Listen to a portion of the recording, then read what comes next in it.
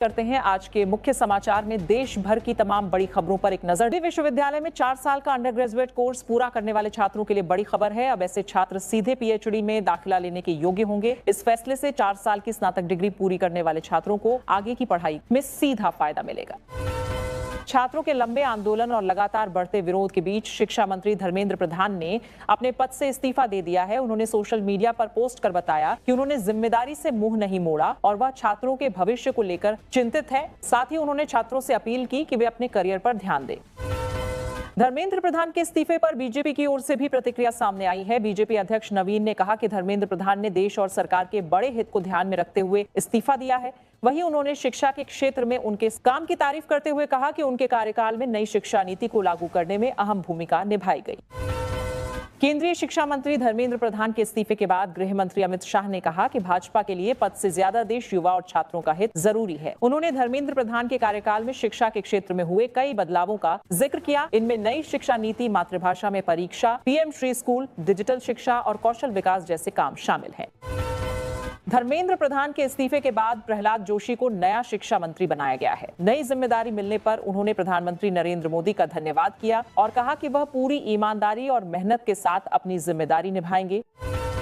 धर्मेंद्र प्रधान के इस्तीफे पर सामाजिक कार्यकर्ता सोनम वांगचुक ने भी प्रतिक्रिया दी है। उन्होंने सोशल मीडिया पर लिखा कि यह लोकतंत्र, शांति और धैर्य की जीत है। उन्होंने सीजेपी और आंदोलन का समर्थन करने वाले लोगों को बधाई दी। इसके साथ उन्होंने आगे कहा कि अब अगला कदम शिक्षा व्यवस्था में सुधार होना चाहिए।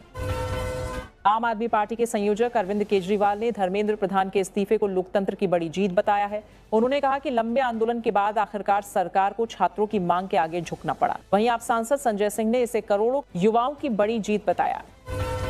शिक्षा मंत्री धर्मेंद्र प्रधान के इस्तीफे पर राहुल गांधी ने छात्रों को बधाई दी है। उन्होंने कहा कि छात्रों का संघर्ष आखिरकार रंग लाया और यह शिक्षा व्यवस्था में सुधार की दिशा में बड़ा कदम है। राहुल गांधी ने सरकार से मांग की कि प्रदर्शन के दौरान हुई हिंसा के जिम्मेदार लोगों पर कार्रवाई की जाए और बाकी मांगों को भी जल्द पूरा किया जाना चाहिए। कांग्रेस नेता प्रियंका गांधी ने धर्मेंद्र प्रधान के इस्तीफे को देश के करोड़ों युवाओं की जीत बताया है। उन्होंने कहा कि सरकार को आखिरकार छात्रों की आवाज सुननी पड़ी और उनके सामने झुकना पड़ा। प्रियंका गांधी ने कहा कि कांग्रेस छात्रों के साथ खड़ी है और उनकी मांगों का समर्थन करती है। मध्य प्रदेश में पेपर लीक और भर्ती परीक्षाओं से जुड़े मामलों की जल्द सुनवाई होगी। मध्य प्रदेश हाईकोर्ट ने भोपाल, इंदौर, जबलपुर और ग्वालियर में विशेष फास्ट ट्रैक कोर्ट बनाने का आदेश दिया है। इन अदालतों में परीक्षा से जुड़े अपराधों की तेजी से सुनवाई होगी और दोषियों के खिलाफ जल्द फैसला सुनाया जाएगा। दिल्ली में छात्रों पर लाठीचार्ज के विरोध में बिहार बंद के दौरान कई जगह हंगामा हुआ। पटना में प्रदर्शनकारियों ने पुलिस पर पथराव किया और कई वाहनों में तोड़फोड़ की। इस बीच छपरा, औरंगाबाद और भागलपुर में भी पुलिस और प्रदर्शनकारियों के बीच झड़प हुई और हालात काबू करने के लिए पुलिस को बल प्रयोग करना पड़ा।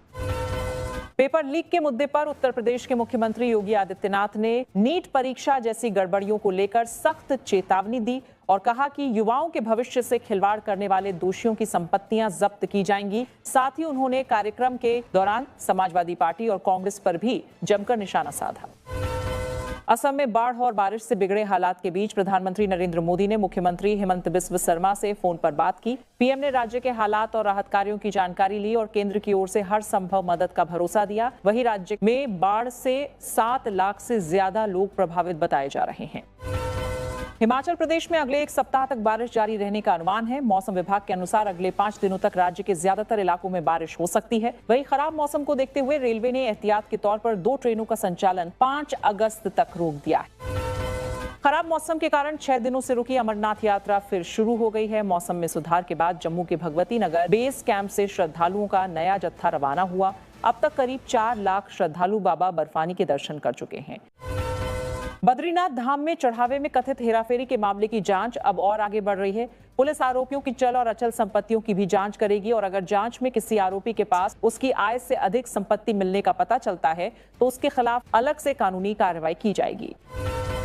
बिजली क्षेत्र के निजीकरण के विरोध में हरियाणा के बिजली कर्मचारी और इंजीनियर एकजुट हो गए हैं और 11 से 13 अगस्त तक हड़ताल का ऐलान किया है। कर्मचारी समानांतर बिजली लाइसेंस, अलग कृषि डिस्कॉम और स्मार्ट मीटरिंग का विरोध कर रहे हैं। साथ ही ठेका कर्मचारियों को नियमित करने और पुरानी पेंशन की मांग भी उठाई गई है।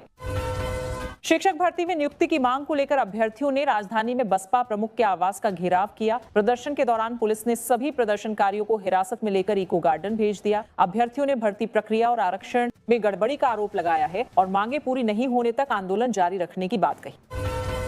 हिमाचल प्रदेश के नीट छात्रों को बड़ी खुशखबरी देते हुए कहा कि जल शक्ति विभाग में इस वित्त वर्ष करीब 4000 पदों पर भर्ती की जाएगी। इसके अलावा प्रदेश में पेयजल की गुणवत्ता सुधारने और जल शुद्धिकरण व्यवस्था को आधुनिक बनाने के लिए करीब 2000 करोड़ रुपए की योजना भी लागू की जाएगी।